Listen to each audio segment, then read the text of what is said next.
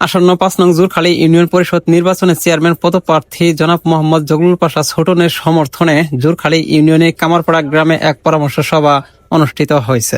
উক্ত আলোচনা সভায় এলাকার গণ্যমান্য ব্যক্তিবর্গ, রাজনৈতিক নেতাকর্মী ও স্থানীয় বাসিন্দারা উপস্থিত থেকে চেয়ারম্যান প্রার্থী জগলুল পাশা ছোটনের পক্ষে মতবিনিময় করেন এবং ইউনিয়নের সার্বিক উন্নয়ন নিয়ে আলোচনা করেন। অনুষ্ঠানে বক্তব্য রাখেন জগলুল পাশা ছোটনের বড় ভাই বীর মুক্তিযোদ্ধা হাজী মোহাম্মদ সামিউল মণ্ডল, ৪ নং ওয়ার্ডের সাবেক মেম্বার ওবায়দুল ইসলাম, অবসরপ্রাপ্ত শিক্ষক হাজী রাজ্জাক মাস্টার, রুকন ফকির, মামুনুর রশিদ, জিতু, মুসলিম উদ্দিন, সামিউল মণ্ডল, হানিফ সহ এলাকার আরো অনেক গণ্যমান্য ব্যক্তিবর্গ।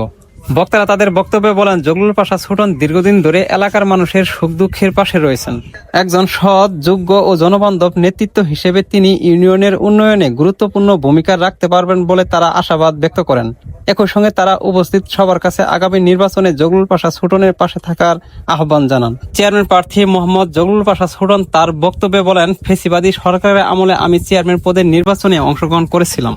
জনগণের ব্যাপক সমর্থন থাকা সত্ত্বেও আমাকে নির্বাচিত করা হয়নি, কিন্তু আমি কখনো জনগণের কাছ থেকে দূরে সরে যাইনি। আজ আবার আপনাদের সেবা করার সুযোগ এসেছে।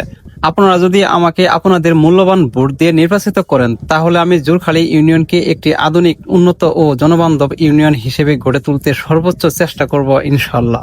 তিনি আরো বলেন, আমি সবসময় সাধারণ মানুষের পাশে থাকতে চাই। ইউনিয়নের রাস্তাঘাট, শিক্ষা, স্বাস্থ্য ও সামাজিক উন্নয়নে কাজ করাই হবে আমার প্রধান লক্ষ্য।